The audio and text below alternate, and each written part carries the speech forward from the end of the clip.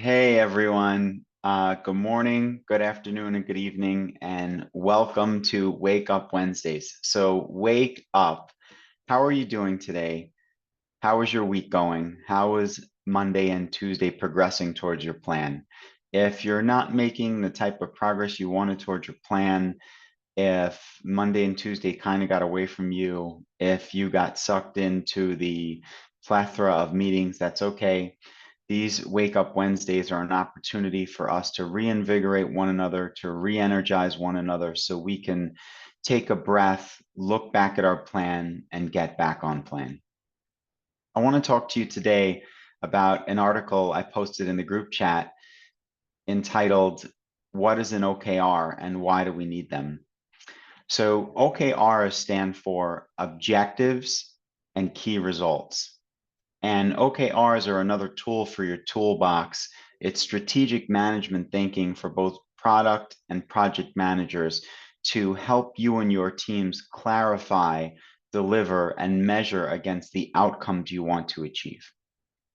So, a well written OKR or objective has at least 2 to 4 results below it, which you can measure against that are smart. And as you know, SMART means it's specific, it's measurable, it's achievable, it's relevant, and it's time bound. So you always want to check those against the key results: specific, measurable, achievable, relevant, and time bound.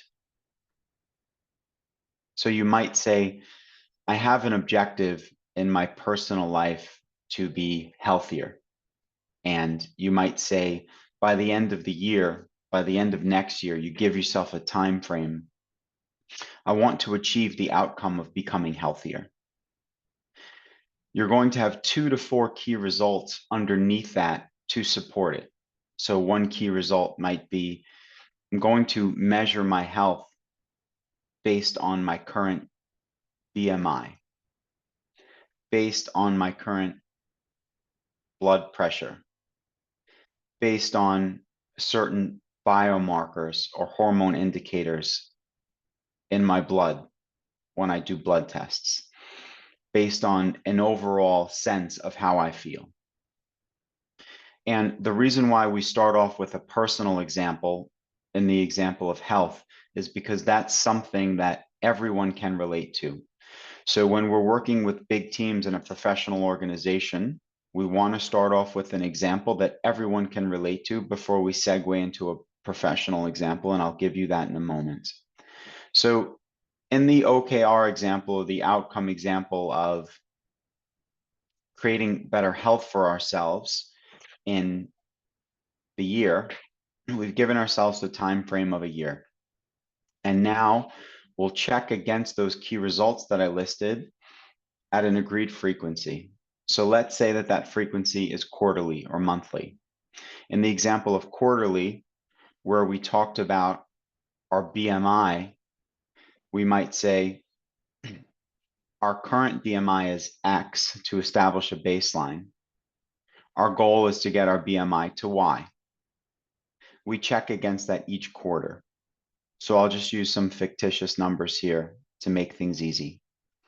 Our current BMI is 20, and our goal is to get that BMI to 10. We check that per each quarter and then rank and rate against it. So we might say at the end of Q1, our goal was to hit BMI of 20. We have a BMI of 18. So our BMI is still down 2 points. We're trending in the direction we want, but we haven't hit our goal yet. We're still within our time frame, which is a year. And you track against that every quarter in a simple chart. So if you are a table or a list person like I am, up top you have your objective. On the left down here, you have your key results. And then in the boxes in the middle in that matrix, you check against it per each quarter. So objective, increase our overall health for the year. Key result, get our BMI to a 10 or below. And then Q1, current BMI when we started was 20. By the end of the quarter, it was 18. So we're trending in the right direction. That's a check. And then you have checks or X's per each quarter to see how you're trending against your key results. Another one might be cholesterol, right? The same thing. Our cholesterol is X. We want it to be Y. A different biomarker, hormone level, or blood indication, however it is that you want to measure against your outcome, your objective, which is increase your overall health. So when we're setting objectives and key results, we want to start off with a personal example that everyone can relate to, and then we bring it into a professional example. So a professional example might be our outcome is to increase our infrastructure onto cloud-based computing. Our outcome is to modernize our technology and start using artificial intelligence and machine learning. Our outcome might be increase employee satisfaction. And each of those would be a separate OKR statement. And under that statement or block or box, you're going to have key results you're going to measure against. So in the example of moving to the cloud, it might be create an inventory of where all of our current servers are. Another key result might be move our servers by Q2, at least 50% of our servers onto cloud-based computing. So once again, these key results need to be smart, specific, measurable, achievable, relevant, and time-bound. Don't discount the relevant. Sometimes folks will create outcomes, objectives, and key results that aren't necessarily relevant. Ideally, you want to do big room planning when you do your OKRs, which means you get as many people as you can into the room in person and you do all this together. Always start off with a personal example and segue it into a big professional example, especially when you're in big data, healthcare, finance, technology, so it's relatable for everyone.